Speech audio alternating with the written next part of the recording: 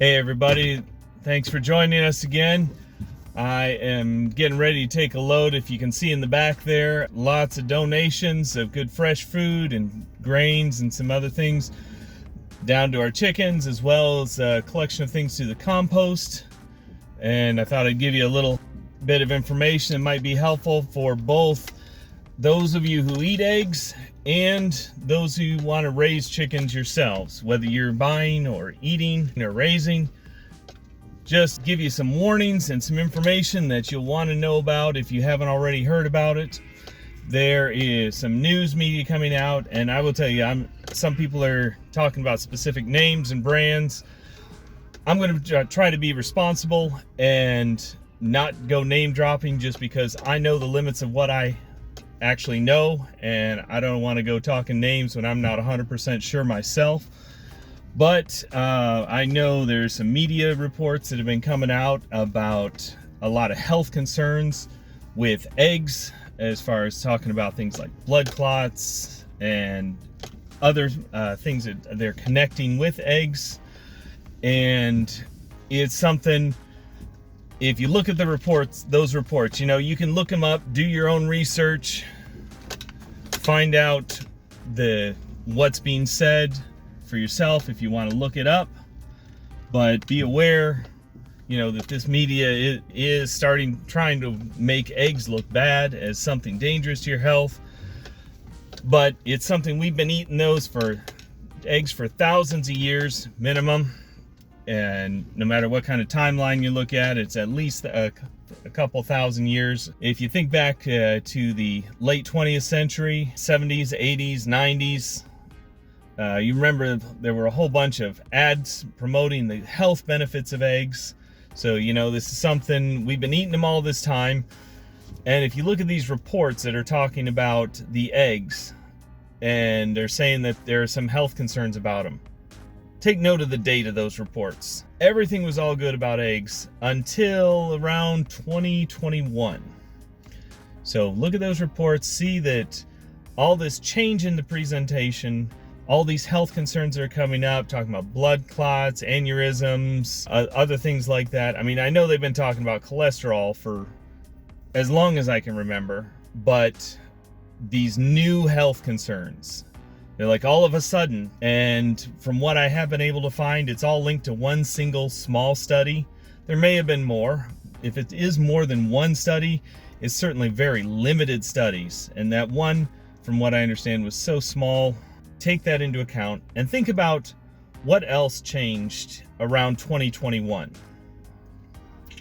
2021, what new things came out around then? So that's when they're saying, first of all, they're not saying these have been causing them. These are new studies, new information, new links that didn't start until about 2021.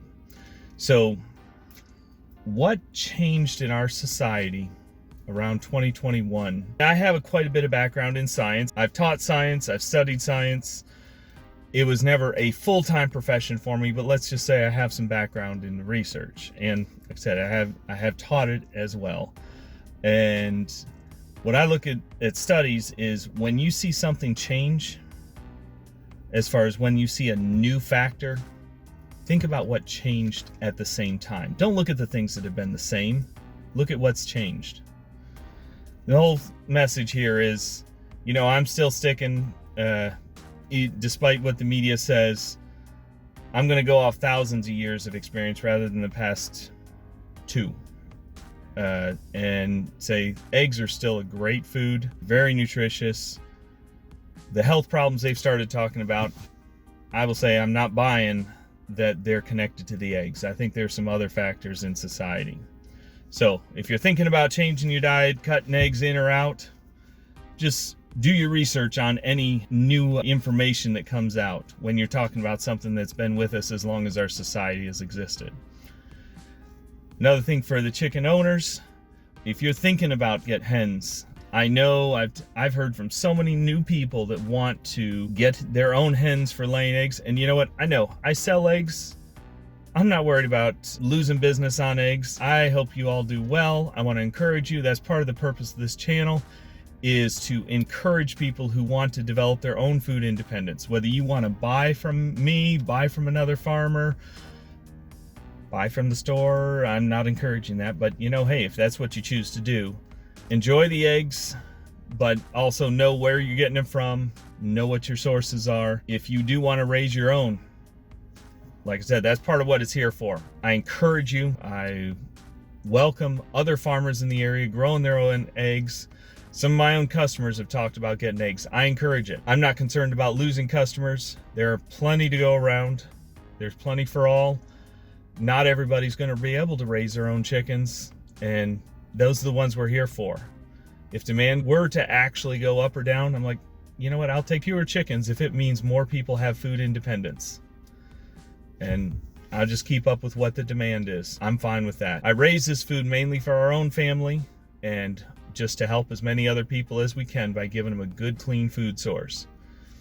But on that note, so if you're planning on starting with chickens, or even if you've been raising them for a while, there is other news coming out, and I have heard it directly from several other people I know, both locally and around the country, about their hens not laying. Do your research.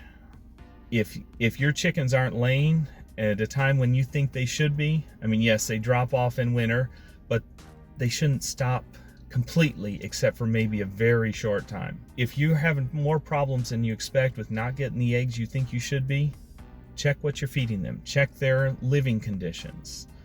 Look at those things and see.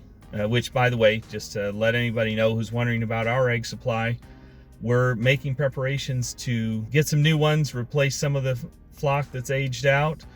We're keeping our old ones. We've got them out pastured. And that's also part of the reason we don't always collect the eggs, is because they hide them. And, we get all the ones that we find. If we don't find them all, oh, well, that's part of it. But our chickens have actually been off commercial feed for months. So the whole issue of feed, it's not something that we're currently dealing with. But I've heard this from so many other farmers that they've had problems with their hens stopping, cutting back further than they should.